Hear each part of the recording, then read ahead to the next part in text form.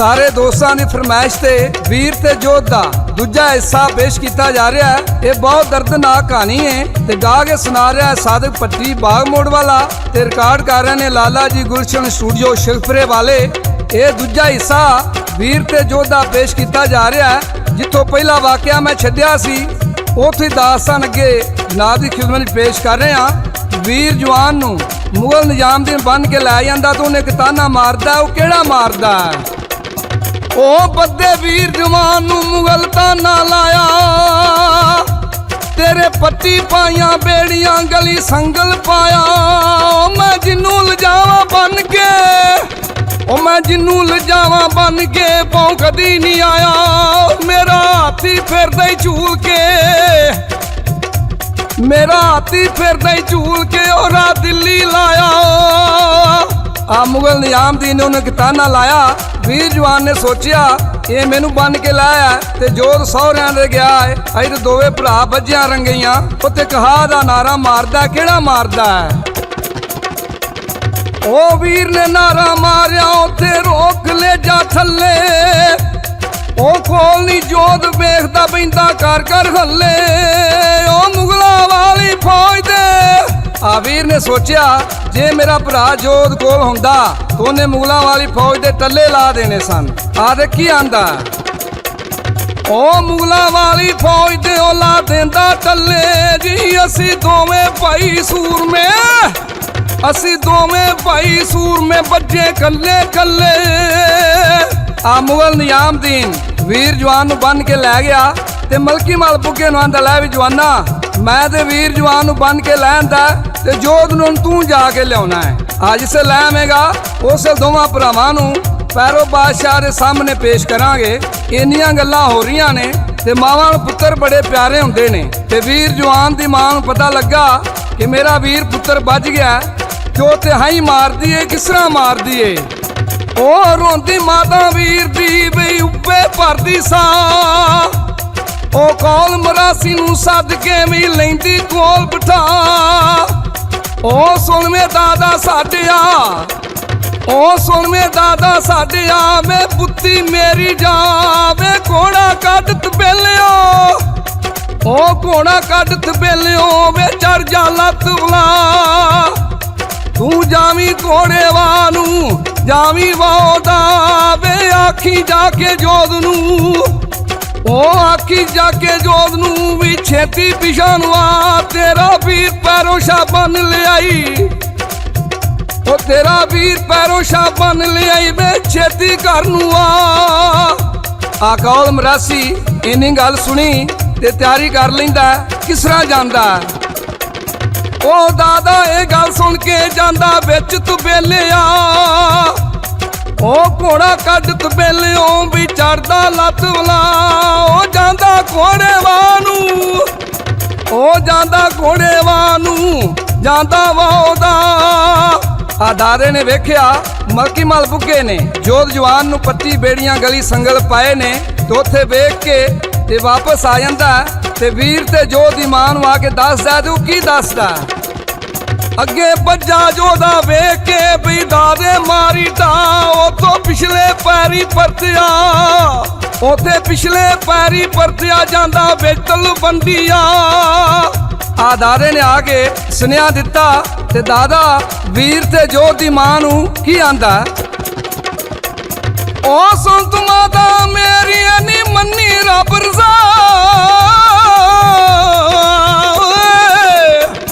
ओ सुन तू माता मेरी नी मन्नी रब रज़ा। तेरा जोध पुत्र भी बच गया नी लाला अपनी वाह। आख्या तेरा जोध पुत्र भी बच गया लाला अपनी वाह। ते मावां पुत्र बड़े प्यारे हुंदे ने ते मां उत्थे एक हा दा नारा मारदी है, केड़ा मारिया? ओ सुन में रब्बा मेरिया तू माल के कुल खुदा। ओ वगदियां नदियां साफ करे ना थला नू करे तबा। मेरे दोवें पुत्र सूर में, ओ मेरे दोवें पुत्र सूर में बई बंदे पैरों शा। इन्नियां गल्लां हो रही ने। वीर जवान दा एक छोटा जा पुत्र सी, ओदा नाम सलामत सी। वो अपनी दादी अम्मा नाल गल करदा किस तरह करदा। ओ सलामत उथे बोलिया भी वाह शेर दे गज्जे। ओ फिर सलामत बोलिया भी वाह शेर दे गज्जे। मैनू घोड़ा ला दो तबेलियों जेड़ा सातों जांदा अगे। नेज़ा दे दियो बाबल वीर दा, नेज़ा लिया दो बाबल वीर दा, नेज़ा लिया दो बाबल वीर दा। बई मेरे हथ सज्जे मैं लियावा जोत छड़ा के, मैं लियावा जोत छड़ा के भी जग विच रोशन जगे। आ सलामत ने कहा दादी अम्मा नू मैनू मेरे बाप दा नेज़ा भी लिया दो ते घोड़ा भी लिया दो ते मैं जाके चाचे जोत नू छड़ा के लियाउंदा। इन्नियां गल्लां हो रही दादियां दी पुत्तर तू ये निक्का है, थोड़ा जवान हो लै ते फिर तू लड़ेगा। वो नहीं मुड़दा ते दादी अम्मा की समझांदी है। ओ सुन में पुत्तर मेरे आवे होया रब दा पाना। तेनू पाला अंदर वाड़ के जरा हो जा तू सियाना। तू भाजी लई शरीक तो वे, तू भाजी लई शरीक तो वे जरा हो सियाना। आख्या पुत्रा अपने शरीका तो बदला तू ही लेना है। इन्नियां गल्लां हो रही ने। आ पैरो बादशाह सोचदा है 4-5 दिन हो गए ने मुगल निजामुद्दीन वीर ते जोत नूं बन्नण गया सी, वापस नहीं आया। जी ਉਹਦੇ सिपाही टुरे फिरदे हाँ कोल एक सिपाही बोलिया आंदा जी मैं जी ਉਹਨੂੰ कल ये वेख्या घर वड़दे नूं। उन्हें आख्या है, उन्हें आख्या हाँ जी। उन्हें जा फिर ਉਹਦਾ पता करके आ ऐलकार जांदा जा कहंदा मुगल जवान साहब तुम पैरो बादशाह बुला रहा है। आंदा जनाब तुसीं चलो तो मैं लगा आउना। आ मुगल निजामुद्दीन कचहरी दे विच जांदा। पैरो बादशाह ने कहा तू भी जवाना वीर ते जोत नूं बन्नण गया सा ते लै आंदे नहीं। आंदा जनाब मैं तो एक नहीं लैके आया वां, दूजा रे मैं लभा ही नहीं। उन्हें जा फिर एक नहीं लैके आ जा। वो जांदा वीर जवान नूं लैके कचहरी विच आ जांदा। पैरो बादशाह ने कहा आप जट्टा तू 1.25 लाख की डाली साडी लुट्टी है। उन्हें आख्या जी मैं तो कोई टाणी भी नहीं तुहाडी वड्डी। उन्हें मैं 1.25 लाख की डाली आना आंदा टाणी भी नहीं वड्डी। ते वीर जवान उत्थे गल करदा पैरो बादशाह नाल केड़ी करदा। ओ पैरों दे दरबार वीर ने मारियां हाई। तेनू रब ने कीता बादशाह मेरा अदल कमाई। अदल करी कोई सोच के, अदल करी कोई सोच के तू राजा राज कमाई। ओ मुगला तेरे मार के पन छड़ियां पाई। जे मैं तेरी टाणी वड ली मेरे तूत वडाई। ओ चन्नन तालियां वड के, ओ चन्नन तालियां वड के तू बुवे बनवाई। ओ मैं गड्डियां पार लदा दिया, ओ मैं गड्डियां पार लदा दिया दिल्ली वाली राई। आ वीर जवान ने कहा बादशाह जे मैं तेरी टाणी वड्डी है तो तू मेरे तूत वडाई। उन्हें आख्या यार असी डाली आने तू लुट्टी तू टाणी आख छड्डना।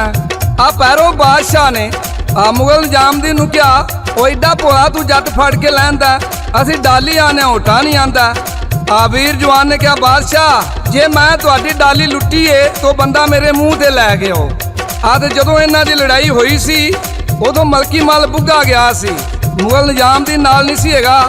पैरो बादशाह ने पूछा मुगल निजामुद्दीन नूं क्यों बई तुसीं आंदे 1.25 लाख की डाली लुट्टी है। आते मलकी मल बुग्गा जिहड़ा वो जोत जवान नूं बन्नण गया सी ते मुगल इत्थे झूठे पै जांदे ने। पैरो बादशाह ने कहा मुगल निजामुद्दीन नूं तुहां जट नूं भुखिया मार छड्डिया, जा अपनी जनानी दा सारा जेवर लैके आ ते जट नूं दे। मुगल निजामुद्दीन मारी दा जांदा सारा जेवर लै आंदा ते लिया के जट नूं दे दिंदा। जट साफे दे पल्ले घुट के बन लैंदा ते पैरो बादशाह ने उन्होंने छुट्टी दे दी। आंदा जट्टा तेनू छुट्टी तू जा सकना। आंदा जिवें बादशाह मैनू ते ना मार मार कुछ फनाह कर छड्डिया, मैनू कोई सवारी भी चाहिए, मैं जा नहीं सकता टुर के। उन्हें जट्टा जा तबेले दे विचों जाके तू एक घोड़ा लाया। आ वीर जवान तबेले दे विच गया। पैरो बादशाह दा घोड़ा 3 लत्तां दे खड़ा सी। उन्हें जाके उन्होंने कन्नों फड़ लिया, कन्नों फड़ के लैंदा। आखांगा जिवें बादशाह मैनू ते आ ही चंगा लगा सारे घोड़ियां दे विचों। उन्हें जट भोआ चंगा घोड़ा मेरा जाके फड़ लिया। उन्हें चलो कोई गल नहीं, उन्हें जा फिर उत्ते बह जा तू जा सकना।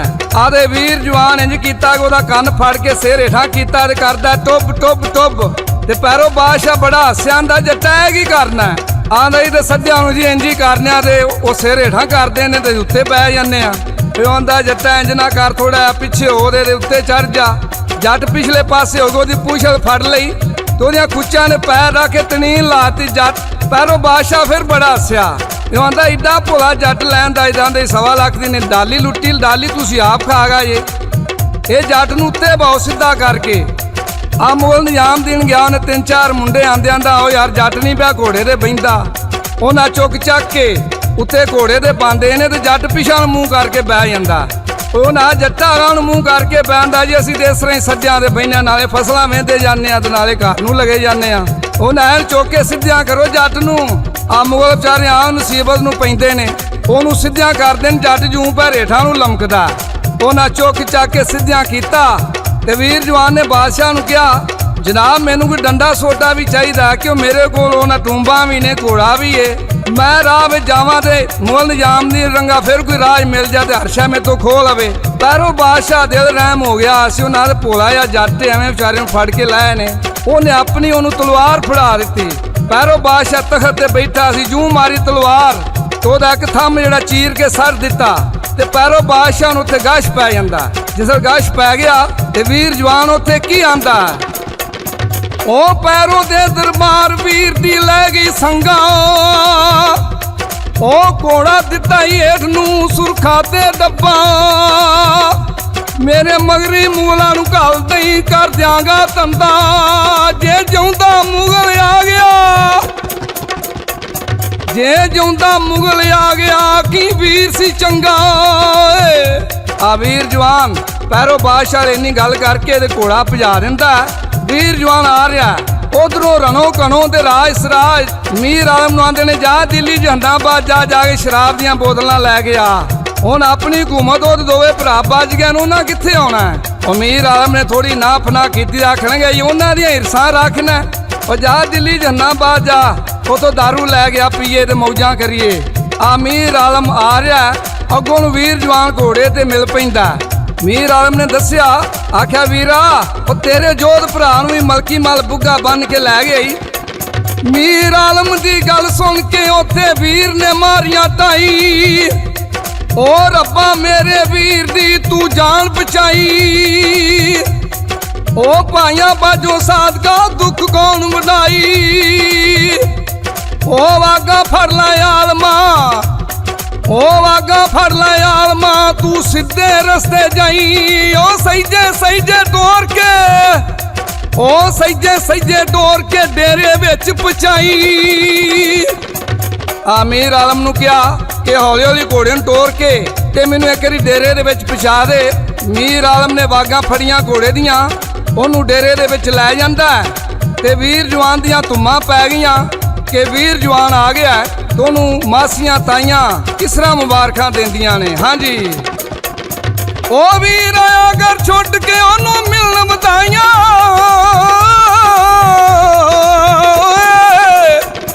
ਉਹ ਵੀਰ ਆਇਆ ਘਰ ਛੁੱਟ ਕੇ ਉਹਨੂੰ ਮਿਲਣ ਵਧਾਈਆਂ। ਉਹ ਦਿਨ ਮੁਬਾਰਕਾਂ ਆਣ ਕੇ ਉਹਨੂੰ ਪੁੱਪੀਆਂ ਤਾਈਆਂ। ਉਹ ਮਾਂ ਉਹਦੀ ਨੇ ਉੱਠ ਕੇ ਮੋਰਾਂ ਵਰਤਾਈਆਂ। ਜੀ ਵੱਡੀ ਰਾਣੀ ਉੱਠ ਕੇ, ਉਹ ਵੱਡੀ ਰਾਣੀ ਉੱਠ ਕੇ ਦੇਵੇ ਦਹਾਈਆਂ। ਉਹ ਤੁਸੀਂ ਰਾਤ ਪੂਜੇ ਅਸੀਂ ਰਾਤਾਂ ਜਾਈਆਂ। ਉਹ ਤੁਸੀਂ ਰਾਤ ਪੂਜੇ ਅਸੀਂ ਰਾਤਾਂ ਜਾਈਆਂ। ਰਣੋ ਕਰੋ ਸਰਾਜ ਨੇ, ਉਹ ਰਣੋ ਕਰੋ ਸਰਾਜ ਨੇ ਵੀ ਤੁਹਾਨੂੰ ਲੀਕਾਂ ਲਾਈਆਂ। ਖਬਰਾਂ ਹੋਈਆਂ ਰਾਜ ਸਰਾਜ ਨੇ ਉਹਨਾਂ ਪੱਠੀਆਂ ਟਾਈਆਂ। ਉਹ ਅੰਦਰ ਵੜ ਗਏ ਭੱਜ ਕੇ ਬਾਹਰੋਂ ਕੁੰਡੀਆਂ ਲਾਈਆਂ। ਉਹ ਅੰਦਰ ਵੜ ਗਏ ਭੱਜ ਕੇ ਉਹਨਾਂ ਕੁੰਡੀਆਂ ਲਾਈਆਂ। ਆ ਵੀਰ ਜਵਾਨ ਦੀ ਬੇਗਮ ਨੇ ਅੰਦਰੋਂ ਜਾ ਕੇ ਨੇਜ਼ਾ ਕੱਢ ਕੇ ਲਿਆਂਦਾ। ਆਂਦੀ ਕਰਮਾ ਲਿਆ, ਸਭ ਤੋਂ ਪਹਿਲਾਂ ਮੇਰੇ ਦਿਓਰ ਨੂੰ ਜਾ ਕੇ ਲਿਆ। ਜਿੰਨਾ ਚਿਰ ਉਹ ਨਾ ਆਇਆ ਉਹਨਾਂ ਚਿਰ ਅਸਾਂ ਰੋਟੀ ਨਹੀਂ ਖਾਣੀ। ਆ ਵੱਡੀ ਰਾਣੀ ਅੰਦਰੋਂ ਨੇਜ਼ਾ ਕਿਸ ਤਰ੍ਹਾਂ ਲਿਆ ਕੇ ਦਿੰਦੀ ਏ। ਉਹ ਵੱਡੀ ਰਾਣੀ ਉੱਠ ਕੇ ਅੰਦਰੋਂ ਨੇਜ਼ਾ ਲਿਆਵੇ।